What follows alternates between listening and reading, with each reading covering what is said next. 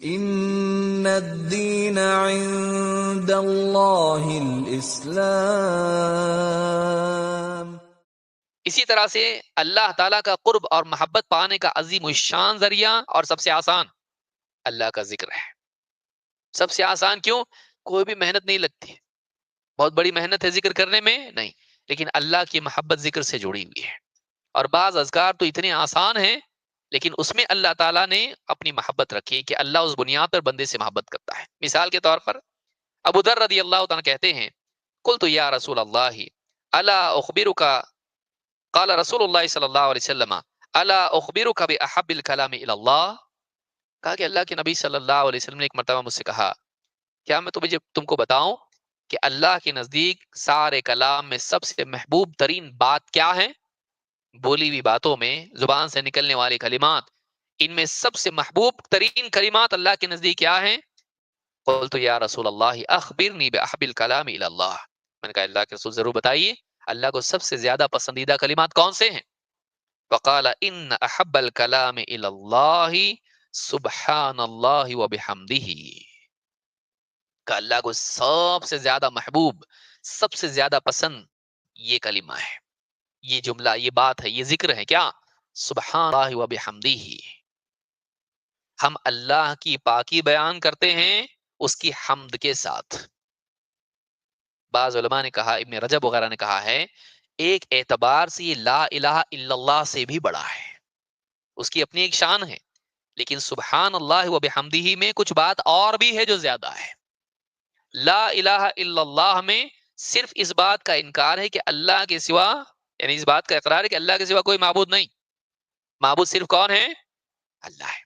وہ توحید الوہیت میں عظیم الشان چیز ہے جس کا بندے سے اصل مطالبہ ہے، لیکن سبحان اللہ میں علماء نے کہا اس میں اولاد نہیں اللہ کو، بیوی نہیں، اللہ تھکتا نہیں، اللہ جھوٹ نہیں بولتا، وعدہ خلافی نہیں کرتا، اللہ تعالی کمزور نہیں، بھولتا نہیں، وعدہ پورا کرتا ہے، وعدے کی جزا میں کمی نہیں کرتا ہے اور ظلم نہیں کرتا ہے۔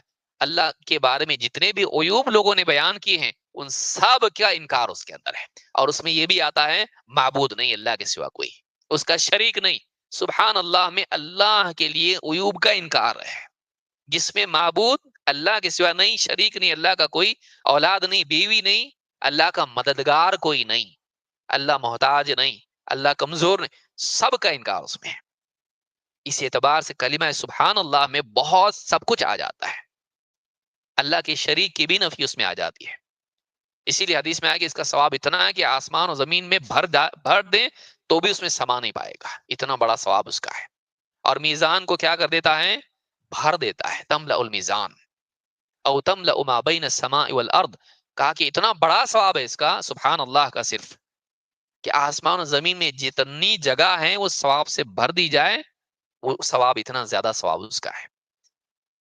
لیکن کہا کہ سبحان اللہ یہ ہے، وہ بھی حمد ہی دوسرا حصہ اس کا ہے کہ سبحان اللہ میں اللہ کے عیوب کا انکار ہے کہ اللہ کوئی عیب نہیں اللہ کے اندر، وہ بھی حمد ہی میں ساری خوبیوں کا اقرار ہے کہ اللہ تعریف ہی کے لائق ہے، کوئی بھی چیز اللہ کی ایسی نہیں جو تعریف کے لائق، اللہ کی ذات قابل حمد، اللہ کی بات، کی صفات، اللہ کے افعال، اللہ کی ساری نعمتیں، اللہ کے فیصلے، اللہ کی عطا، اس سارا کا سارا جو ہے تعریف ہی کے لائق ہے۔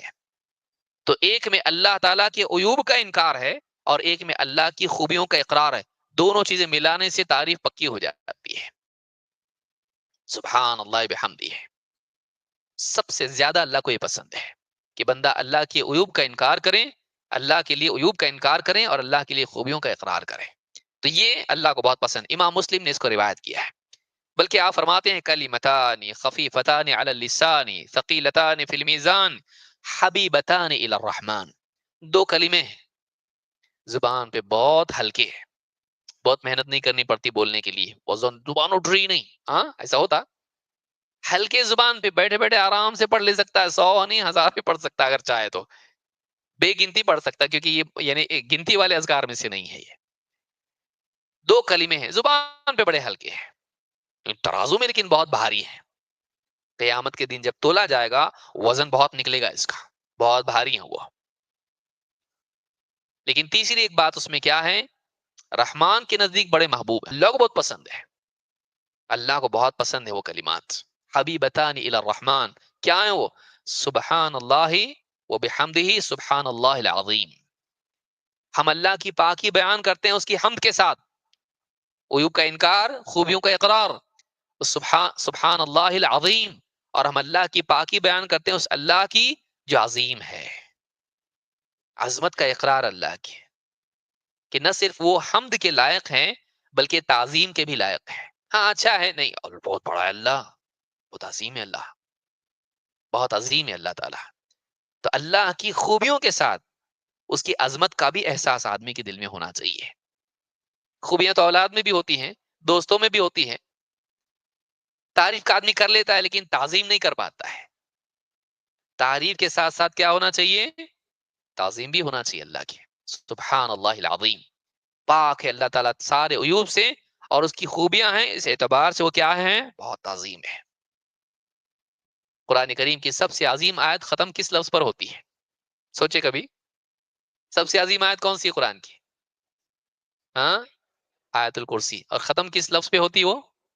وہو العلی العظیم، علو اسی کے لیے ہے، عظمت اسی کے لیے ہے، وہ العلی ہے، اپنی ذات و صفات کے اعتبار سے اونچا ہے اور عظمت والا ہے، یہ دل میں احساس ہونا۔ یہ جب بندہ زبان سے بولتا ہے، اندر سے اگر بول رہا، اگر دل سے بول رہا سبحان اللہ وحمدہ، سارے غیوب سے پاک ہے میرا رب، ساری خوبیوں والا ہے، بڑی عظمت والا ہے وہ، جب دل میں سے نکلے گا بتائیے وہ اللہ تعالیٰ کیسے محبت نہیں کرے گا اس سے؟